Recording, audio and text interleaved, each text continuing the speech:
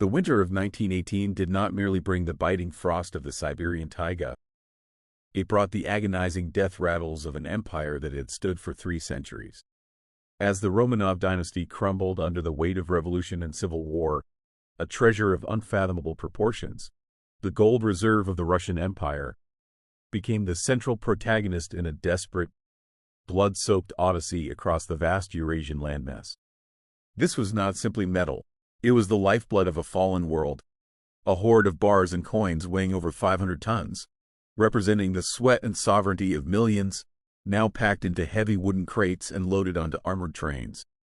The narrative of the Tsar's lost gold begins in the frantic atmosphere of Petrograd and Kazan, where the Bolsheviks and the White Army engaged in a lethal game of chess, each realizing that whoever held the imperial bullion held the power to buy alliances, arm legions, and perhaps even resurrect a dead monarchy. When the Czech Legion, a formidable force of former prisoners of war, seized the gold in Kazan, they handed it over to Admiral Alexander Kolchak, the supreme ruler of the White Movement, setting the stage for a tragic journey eastward toward the Pacific, a journey that would see the wealth of a nation vanish into the shadows of history. As Admiral Kolchak's retreat began, the Golden Echelon became a moving target, a shimmering prize amidst the chaos of the Russian Civil War. The train, heavily guarded and moving through a landscape of betrayal and starvation, was more than a transport vehicle. It was a rolling fortress carrying the dreams of a counter-revolution. However, the logistical nightmare of moving such a fortune through the frozen reaches of Siberia, where the railway lines were constantly sabotaged and the freezing temperatures turned steel brittle, created an atmosphere of mounting paranoia. Every station master, every partisan group, and every foreign interventionist force watched the passing wagons with a mixture of awe and greed. The gold, valued at approximately 650 million rubles at the time, was intended to pay for supplies from the West. But as the White Army's front lines collapsed and the Red Army's shadow grew longer, the gold became a heavy anchor, slowing the retreat and inviting treachery from within the very ranks tasked with its protection. The desperation of the soldiers, many of whom were frostbitten and disillusioned, contrasted sharply with the immense wealth they guarded, creating a psychological tension that would eventually lead to the disappearance of a significant portion of the treasure. By the time the retreat reached the shores of Lake Baikal, the deepest and oldest freshwater lake on Earth, the situation had turned catastrophic. The legend of the Baikal gold was born here, in the heart of the Siberian wilderness, where the tracks of the Trans-Siberian Railway hugged the treacherous cliffs of the lake's edge. History records that several wagons, under the pressure of intense combat or perhaps due to the sheer impossibility of the terrain, may have plunged into the icy depths. The image of the imperial gold resting on the silted floor of Baikal, miles beneath the surface where no diver of that era could reach, has haunted historians and treasure hunters for over a century. Yet, the tragedy was not limited to the physical loss of the gold. It was the human cost associated with its transit. Admiral Kolchak, eventually betrayed by the Czechs and handed over to the Bolsheviks in Irkutsk, faced his execution in the gray dawn of 1920. His death marking the formal end of the quest for a restored Russia, while the gold he had guarded became a fragmented ghost, scattered across the accounts of foreign banks, buried in Siberian forests, or melted down in the furnaces of the rising Soviet state. The disappearance of the imperial treasure was not a single, clean break in the timeline of history, but rather a slow, agonizing dissolution into the vastness of the Siberian wilderness. Following the execution of Admiral Kolchak in the icy waters of the Angara River, the trail of the remaining bullion grew cold, obscured by the fog of war and the deliberate obfuscation of those who remained alive. While the Bolsheviks eventually reclaimed a substantial portion of the gold, roughly 400 million rubles worth, a massive discrepancy remained, a gap in the ledger that amounted to dozens of tons of pure gold. This missing wealth became the catalyst for a century of obsession, giving rise to the legend of the Siberian gold. To understand where this fortune vanished, one must look at the chaotic evacuation of the White forces and the predatory interests of the foreign powers involved in the intervention. The Japanese military, occupying parts of the Russian Far East, and various Cossack atamans, most notably the ruthless Grigory Semyonov, were rumored to have intercepted entire shipments of the gold, spiriting them away to secret vaults in Manchuria or hiding them in the rugged terrain of the Transbaikal region to fund future insurgencies against the Soviet regime. The environmental conditions of the 1920 retreat added a layer of Gothic horror to the hunt for the fortune. As the White Army's remnants, along with thousands of civilian refugees, undertook the Great Siberian Ice March, the gold became a literal burden of death. Under the command of General Vladimir Kapel, the retreating forces were forced to traverse the frozen surface of Lake Baikal in temperatures that plummeted to -40 degrees Celsius. Historians have long debated the Kapel gold theory, the possibility that as horses and men succumbed to the extreme cold, sledges laden with imperial bars broke through the thinning ice or were abandoned as the survivors prioritized life over metal.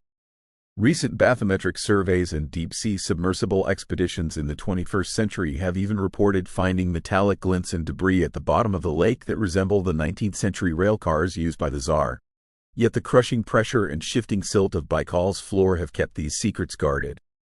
The gold was no longer just currency. It had become a part of the landscape, a phantom presence that lured the desperate into the heart of the tundra, only to find nothing but the bones of those who had tried to claim it before. In the corridors of power in Moscow, the newly formed Soviet government was acutely aware of the missing millions. The Cheka, the predecessor to the KGB, launched a series of clandestine investigations that lasted well into the 1930s, interrogating former white officers and railway workers who had been present during the Golden Echelon's final days. These archival records, many of which were only declassified after the fall of the Soviet Union, reveal a frantic search for the third part of the treasure. The investigation led agents to remote monasteries and hidden basements in Omsk and Chita, where small stashes of imperial coins were occasionally recovered, but the bulk of the missing fortune remained elusive.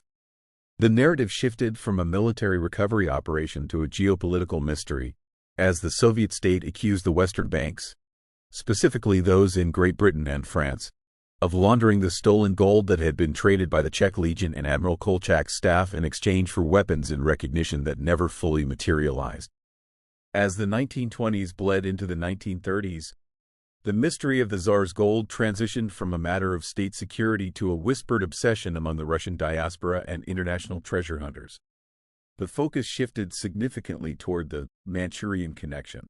It was widely suspected that Ataman Grigory Semyonov, a brutal warlord supported by the Japanese, had successfully diverted several train cars worth of the bullion during the chaos of the White Army's collapse.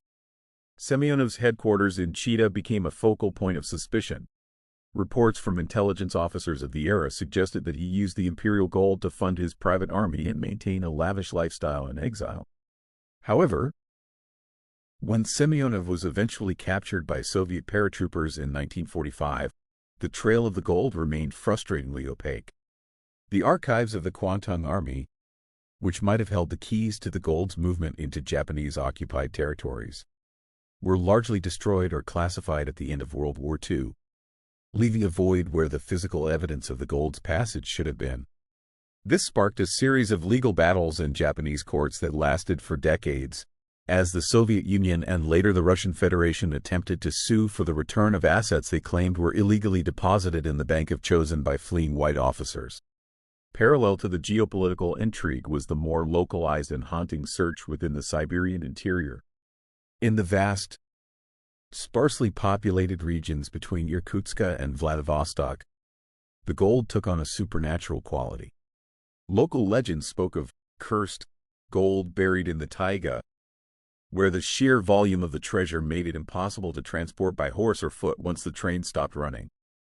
There are documented accounts of gold hunters in the 1960s and 70s, often descendants of those who served in the White Guards, who returned to specific coordinates in the Ural Mountains and the Sayan Range, searching for hidden caches supposedly buried by retreating units who realized they were surrounded by the Red Army. These men looked for markers, distinctive carvings in old-growth larch trees or stone cairns that had long since been reclaimed by the forest. The tragedy of these searches was often the realization that even if the gold existed, the landscape itself had shifted.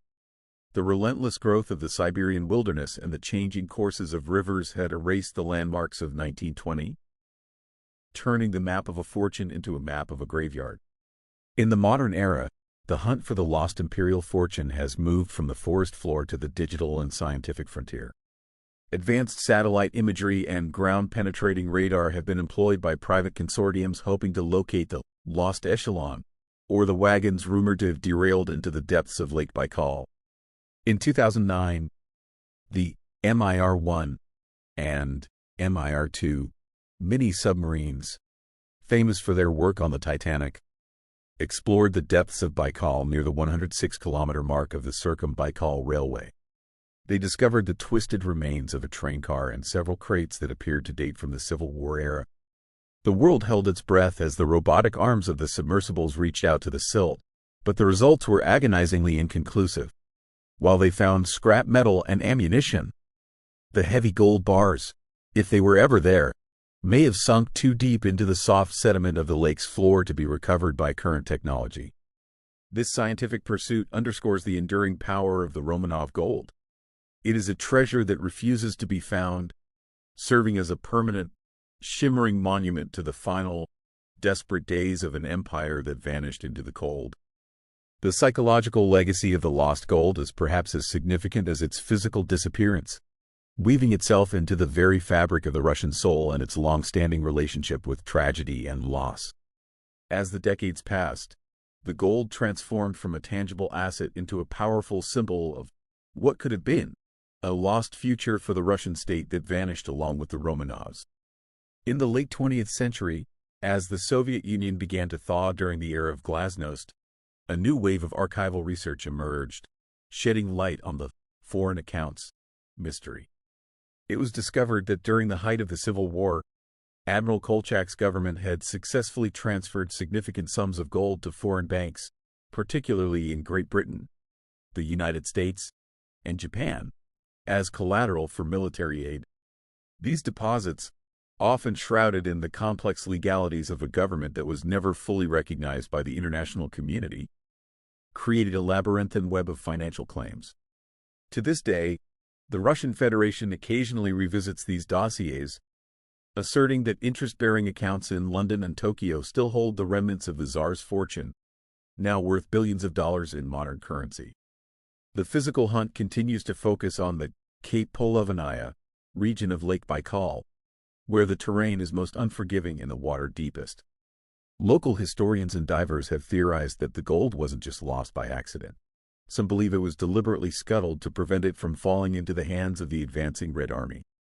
This theory suggests that the golden echelon was not a victim of a tragic derailment, but of a calculated sacrifice.